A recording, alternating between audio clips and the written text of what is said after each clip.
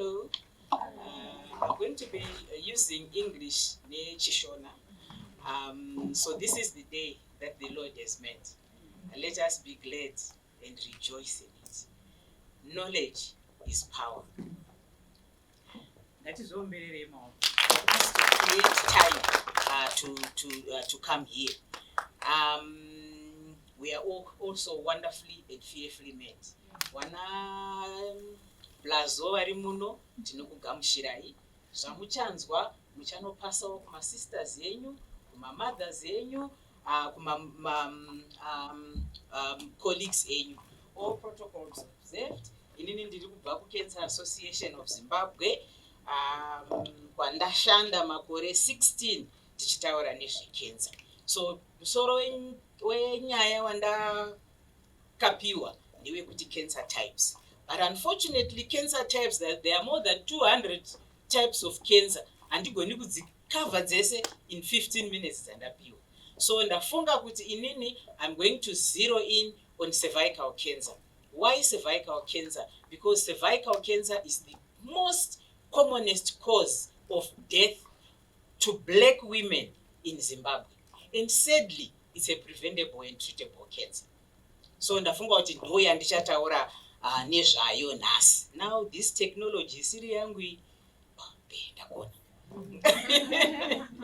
So just give you a brief background about the Cancer Association. It's a non-profit making organization. It was formed in 1961 by a group of cancer patients and survivors. Because back then, there were no formal structures. Pawaiti kwabatwa necancer, onzi chenda kwakati unobatsirwa kwanga kusina. So these people came together for the sake of assisting, helping each other after a cancer diagnosis. We've got a board of directors. We are audited on an annual basis. We are a partner to the Ministry of Health. So we complement whatever Ministry of Health is doing. So this is what we do as Cancer Association. I'll just zero in by cancer screening. Cancer screening tinoita for the 3 most common cancers in Zimbabwe. Cervical cancer being one of them, breast cancer being the second one, and prostate cancer in men being the third one. So ndo zvatinoita. You can actually call us kuma organizations yenyu for wellness, and we can screen you on site, or you can come to us for screening. So before I go into cervical cancer, I thought I could just give you general trends for cancer, general cancer in Zimbabwe.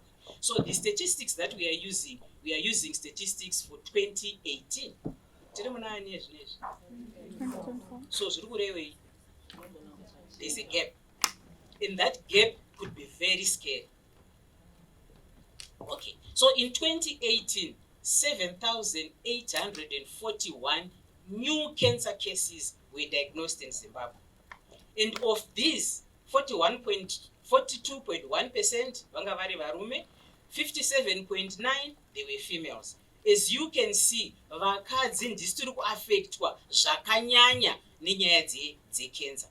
Mugore rimwe chete iroro, 2,743 people died from cancer. Not specifically cervical cancer, but cancer in general. And if you can see on the percentage, vakadzi zvezvakare ndo vane percentage yakakura yekufa from cancer.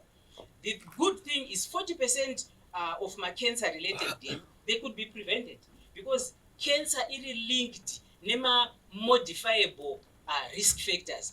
Things like lifestyle. You can change your lifestyle. You can change your diet. You can choose to stop smoking. You can choose to not drink alcohol. So zvese izvozvo zvinobatsiridza kuti usabatwe necancer. A third of all cancer deaths related to cancer can be prevented through routine screening, early detection, and treatment. So if you look at the diagram there, the pointer, I thought I was clever.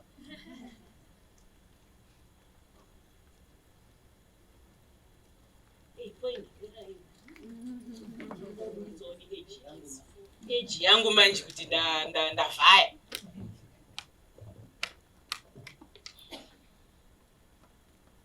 So if you look at that diagram,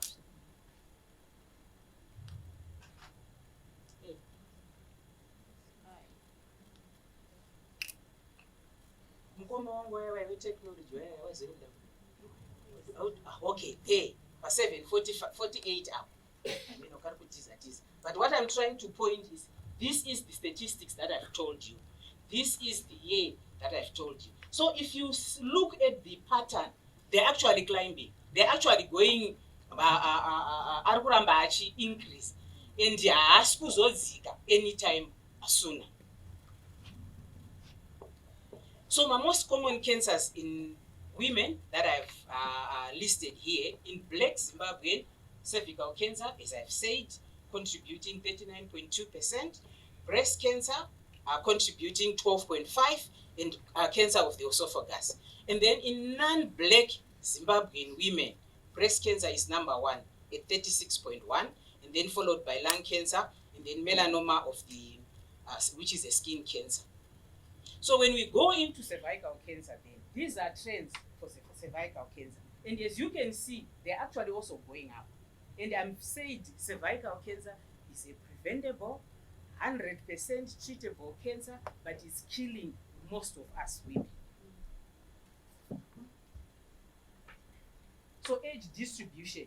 So age distribution iri kureva kuti vanhu vakadiagnoswa cervical cancer. And if you look at my diagram there is age 15 and 19.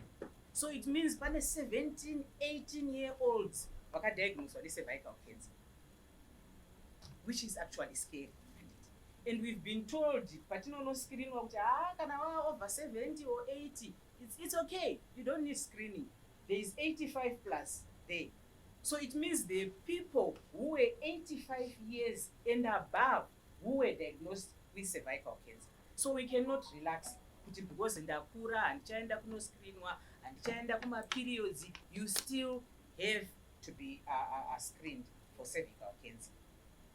Cervical cancer facts is the 4th most common cancer in women globally, but as I've said, it's number 1 common cause of death in Zimbabwe. It's caused by persistent infection of a human papilloma virus. I'm sure makambudzwa zvichinzi HPV. Yes. So this HPV is sexually transmitted infection. Isusu ndisu varwari wazvo. Wana blazoa ndo vanotakura voya votipa. Iva havarwari, vanongotakura chete. Voya vokupa, ivo wobva warwara necervical cancer. And women living with HIV have 6 times more opportunities they could run a cervical cancer. So if you're HIV positive, you really need to have yourself screened for cervical cancer on an annual basis. Vaccination against HPV, which is the human papilloma virus, screening, early treatment, and pre-cancer lesions are effective strategies to prevent cervical cancer, and at very low cost. You know, ukangono screen wa $10, you have saved yourself for a whole lot of other things, suffering from it, paying for the treatment, suffering in terms of pain, because wangono badara $10 ukascreen, or wangoenda ku any city of Harare a clinic ukano cure zvako ukano screen for free. Cervical cancer can be cured, as I said, if diagnosed early and treated promptly. So this is why we emphasize on early detection and treatment. It saves lives. So that's the female reproductive system that I'm talking about. I'll try and use this again. So our cervix that we are talking about, anyway, is right here. Cervix. This is the vagina. So when you go to your obstetrician or you go to clinic, mukunotariswa vanopinza zvigunwe nekuno vagina. Vachinoda kutraya kutarisa cervix kuno. This is the uterus, your ovaries, and your fallopian tubes. So this is the female. So kana tichitaura nezvecervical cancer, we are talking about this thing here, which is a tubular thing and about 7 centimeters long. So that's what we'll be talking about. Cervical cancer. What are the causes of cervical cancer? So cervical cancer, as I said, is caused by the human papilloma virus, which is a sexual transmitted infection that I've said. And it also affects the skin, the genital area, and the throat. So for those women who engage in oral sex, cervical cancer or throat cancer, sorry, not cervical cancer, throat cancer is coming. Because the same human papilloma virus, not deposited in your mouth, and it affects your throat, thereby causing cancer yacho. And almost, by the way, cervical cancer inongorwarwa nevanhu vari sexually active. So if you are a virgin, you have never met a guy, cervical cancer is not your concern.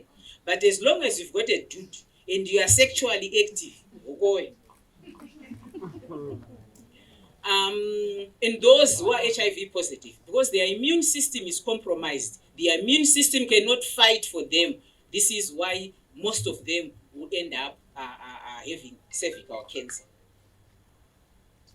There are other risks that also cause a cervical cancer. Multiple sexual partners, remember I said it's a sexual transmitted infection. So if you are liberal and having all men come to you, human papilloma will get you. Harmful cultural practices, herbs, kudhara vana mai vedu vaitipa mushonga yekuisa kuvagina, either kunozvara or kuti vana baba vafare, those herbs. And mazuva ano kwakutoitwa chirungu, kwakutengeswa hanzi mai mutonyara kutaura hanzi these are prepared for you kuti ugeze down below. Mwari vakatisika kuti down below kunozvigeza, hakupinzwe zvigunu, whether waita sex wazvara hakugezwe. The system, the structure yatakagadzirwa naMwari is self cleaning, zvinozviklina zvega. So imagine vaisa mashizha down there, manheru wabva waenda wanorara nadhudhu wako ane HPV virus. It's easy because you've already une maronda or macracks down there, so the human papilloma virus will find its way into your system. So those things zviri kutengeswa zvichinzi they are feminine, you can douche, you can wash. Amenozve ndakuyambirai. Smoking can also contribute to somebody developing cervical cancer. Having more than 4 children, vana mai vedu kudhara isusu mbamiri tiri 10, pakunewo mwangu aine mai 11 vana. So the moment yaunoenda kuno give a birth, that trauma inoitika kucervix, the wear and tear predisposes women to getting cervical cancer. Early activity in adolescence, hatingaiti hedu early because kune tine vana vadiki 5 years 6 year old vari kurepwa naana baba vane HPV virus. So you can imagine at that tender age their reproductive system is not fully developed, so the chances of them getting cervical cancer pavanokura is very high. Tinoona sei kuti ndine cervical cancer? Unfortunately, there are no signs and symptoms in its early stages. And the most difficult thing is to convince imimi mese makagara muno kuti enda unoscreenwa cervical cancer. Hausi kurwara, hauna panokuti chinyi, why would you go? And vari kuti uya $10, why would I go to have a cervical cancer screening? Ini ndisingarwari. I'll wait kusvika ndazoona bleeding ndozoenda. But when you then get bleeding, the disease is advanced. So we really encourage you to seek medical services, the cancer screening. All City Harare clinics offer cervical cancer screening for free. PSI, they offer cervical cancer screening for free. Kana wakuzodawo hako zviri zvakanaka zvekuti unonobhadhara usingagare muqueue woitwa, we do that. But ngatino screen way cervical cancer because my statistics andataurayo mamaona. So these are some of the late signs and symptoms: unusual bleeding between periods, or after menopause, or after sexual intercourse, foul-smelling vaginal discharge, symptoms like persistent pain in the back or pelvis, weight loss, fatigue, or loss of appetite, vaginal discomfort, or swelling of the legs. Cancer is not preventable. Tataura isusu kuti it's a preventable cancer. It's 100% treatable. So how do we prevent it? Awareness. Zvatiri kuita zvine zviri kudzidzisai. ende ndambotaura kuti inini knowledge is power. Kana madzidza imimi maakunotaurirawo kumba kwenyu, maakunotaurirawo kuma-communities kwenyu, kuma-church kwenyu, kumabasa kwenyu, and the word spreads. And also access to information. Munoziva kuti kune vamwe vanhu vasingatozivi zvakafanana nezve-social media zvachitaurwa munomu. Some of us had no clue, as family link, handitomboizivi. But given that information, you can be helped. Vaccination. Ministry of Health yakamboita a campaign yema-HPV vaccination. And isusu vana mai taibva tati musi wevaccination mwana wangu musikana haende kuchikoro. Ndo musi unenge uchivaccinatwa vana, because we've heard a lot about these vaccines. Anoita kuti vana vedu vaite sterile, havazozvari kana azoroorwa, and then we stop our children from being vaccinated. But we are putting them at risk for developing breast cancer. Ministry of Health haizombofa yakati ma-vaccines asiri right ngaapiwe kune vanhu vemuZimbabwe. Those vaccines are tested and tried. And the unfortunate thing for us, tikungovaccinate magirls, handitati madhudhu ndo vanotakura. Tiri kungodzivirira vana vedu vasikana, ko vanotakura. Handiti maona. In other countries, the more developed countries, they vaccinate both girls and boys. But because isusu mara hatina, tiri okay, musikana uyu ndiye safara, ngatichimudzivirirai at least panozouya dhudhu ane human papilloma virus, iye anenge ari protected. Safer sex, tati isusu it's a sexually transmitted infection. Use condoms kana muine multiple partners, or kana musingatruste munhu wamunaye, whether a boyfriend ndibaba ndiani, use condoms because you also want to protect yourself. Kune male circumcision akamboitwa stere, they do assist in preventing the spread of cervical of the human papilloma virus. And then cancer screening. I've spoken about cancer screening, and I cannot emphasize, please go and get screened. Not even for cervical cancer only. There's also breast cancer, which is number 2 cause of death. So let's have all those cancers that we can do something about, go and learn about them. There is HPV DNA, which is a recent one. So this one, if you are tested and you are negative, there's no need for you to go for screening. You can go after 5 years. But the challenge with HPV DNA is you need lab fees. You can take the sample alone at home, but for you to present it to a laboratory, you have to pay. And not everyone can afford to pay for the HPV DNA. So if you can't afford, go to the cheaper one, cervical cancer screening, pap smear or VIAC. That's the in thing. And at the Cancer Association, every year in May, we do specials for cervical cancer, where we are charging $5. So whether you see the flyer or you don't see the flyer, you will remember that every May at Cancer Association, we do cervical cancer promotion. But it's a booking thing. You need to book so that you won't be disappointed. Cancer treatment. How do we treat? So in Zimbabwe, generally, when you've got cancer, there are 3 types of treatment. It's either unooperatwa, kana chiri chibereko chobviswa, worapwa neradiation inonzi kupisa, or chemotherapy. So these are the 3 basic treatment procedures in Zimbabwe.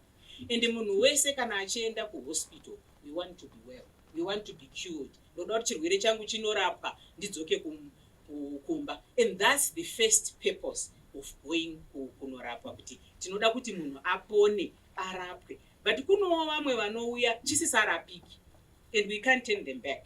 So this is where palliative care comes.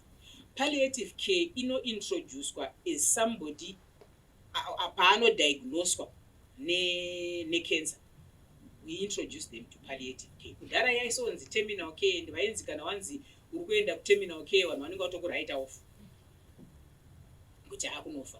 But isusu tiri kuti this palliative care is a care, cancer care, inotibatsira kuimprove the quality of life yako, even though in our minds or we can see kuti condition yako haicharapiki. But we want you to be happy, we want you to be not in pain. So what they do is they concentrate on symptoms. Kana uine constipation, they'll treat constipation. If you've got pain, they'll they will treat the pain. If you can't walk, they will try and assist you. And we have seen patients who've been in palliative care walking or going back to work. So palliative care akusukuraita munhu off, but we're just saying kuti at this point in time purpose yekurapa kucondition yako hazvichaiti. Psychosocial support, big one, or counseling kana tichiitaura. When somebody is diagnosed with cancer, there's a lot of things that happen, emotional, psychosocial, zvinorwadza kugashira, you know. And we always tell machiremba, doctors will say, no, I've told them kuti paane cancer, but patients, by the moment they are told you've got cancer, anything you say after that, they don't hear you. Because mumsoro make is, I've got cancer, I'm going to die. Kovana vangu, achapapika kuchikoro. You're already busy. Okay, ndakupai mapepa aya, muzoenda kulab, munotorwa results, muzodini, atomboripo ipapo. So if you send these people for counseling, professional counseling, vanogarwa nawo pasi, voitwa step by step, kusvika aganzwisisa nekugashira kuti inini this time ndozvandiri. You know, we've got patients vanokutaura kuti ndini musi wandakaudzwa kuti une cancer, ndo musi wandakafa. Because I could just see myself dead. And this is 10, 15 years after the cancer diagnosis, I was dead. And we also have vana baba or vehukama vasingakwanisi kusapota. Hanzi munganga akutoti ndakuda kuzotambira chema manje. Yemukadzi anga abatwa cancer. And you can imagine zviri kutaurirwa munhu wacho ane cancer. So let's support our relatives. Let's support our loved ones. And for cervical cancer, the big one is sexual. Tambotaura paya kuti inozoita foul smelling discharge. You can imagine una baba mumba. And discharge yacho haingonhuwiri iwewe, iri kunhuwira nemunhu wese ari padhuze newe. So there's a lot of sexual issues because vana baba vakuti pamwe ndorobva ndaitawo cancer. Wototama mubedroom, woenda kunorara museparate room. But cancer haisi infectious zvekuti inotapurirana. No, haitapurirana. So it's us vanofanira kuinvolve hama dzedu. And kazhinji vanhu ani ndataura nezvepaya patachiti age distribution tikati kune ma17 nema18 years akabatwa cervical cancer. Those guys after treatment achawanawo mukomana wake o murume wake arida kumuroora apa akatreatwa cancer yakapisa maovaries and nobody told him. Ozoenda kwachiremba kuti chiremba, I found my husband, ndakatochata, now we want to plan our life. Boom, you are not able to have kids. Zvanga asina akambotaurirwa. But chiremba, why? One, treatment inokuita kuti uite menopause faster before your age. And because your ovaries were bent, they are not functional. So you can't have kids. So, and you can imagine the devastation. And kuchirudzi kwedu kana waroorwa chasara kuita mwana. Ukasaita tari mwana utori neair. Anditi. First worlds, before treatment is commenced, vanocanceliwa, wotaurirwa kunzi this type of treatment yatiri kuita inozoita kuti usazozvara. But what we can do now is we can take my eggs ako and harvest them and keep them kusvika pavakuda kuzoitira mwana. So even after 15 years of treatment, she can walk into a lab and say, ndine mazai angu ari munoma, I now want to have kids and get my eggs ake oita one. But for our sisters, our vana vedu muno muZimbabwe hakuna. Kana zvatovharana zvatovhara. You will not have kids. And adoption to us is a term that we don't take lightly. Kuti unotora mwana asiri wako, gara naye, zozodini. So these issues needs to be dealt with. And culture yedu futi kazhinji, counseling izvi. Because munhu anobvunza kuti saka sister, saka mufunga kuti mungogara neni mungotaura neni. Hapana chamurundipa. Zvatopera kungotaura neni and you think it will work. So isusu tafunda ndisu nofanira kutaura kuti yes zvinobatsira. You've got a platform yekuti unotaura ma issues ako ari kukunetsa. And for us counseling is very free. It's a walk-in thing. You come, you sit, you say your issues, and you get helped. I think I'm done.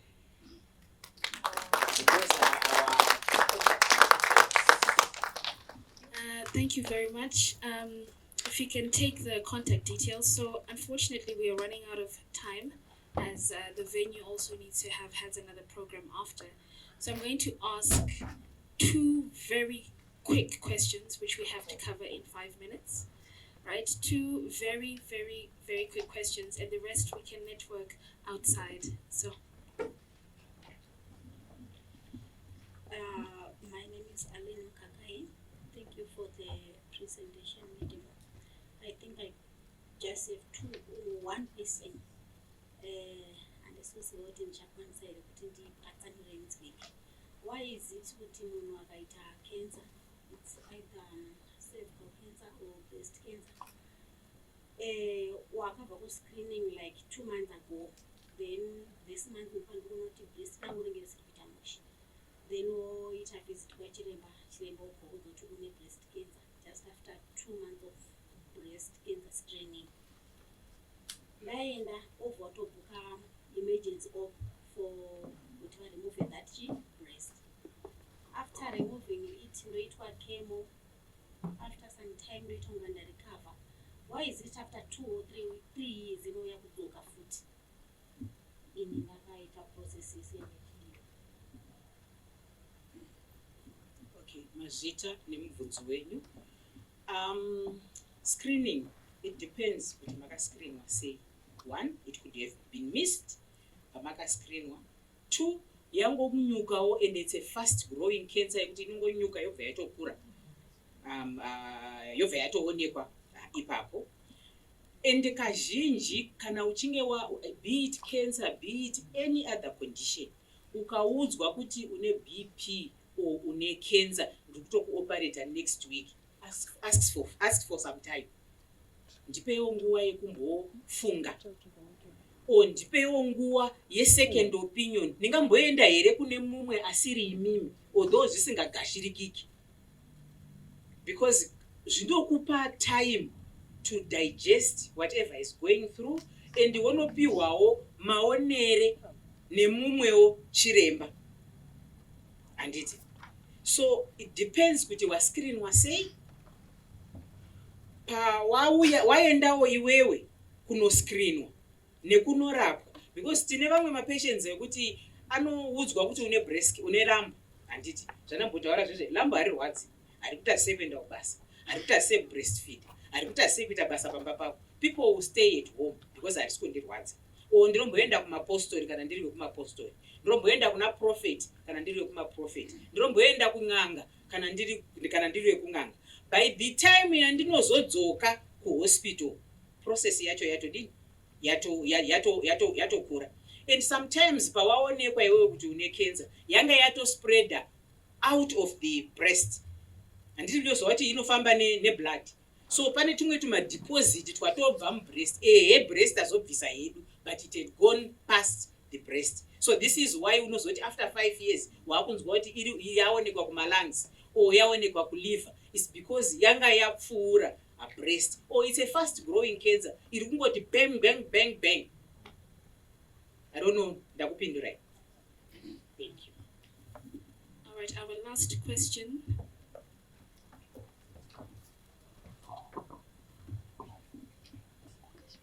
Thank you for your presentation, ma'am. I wanted to find out, is there vaccination for older people or it's only for the young girls? So, and then, okay, I'll just give you both questions. The other question I wanted to ask is your lifespan decreased because you've got cancer, or maybe if you take medication like the chemotherapy, you can have a long life? Okay. So vaccination ideally is for people who haven't had sex.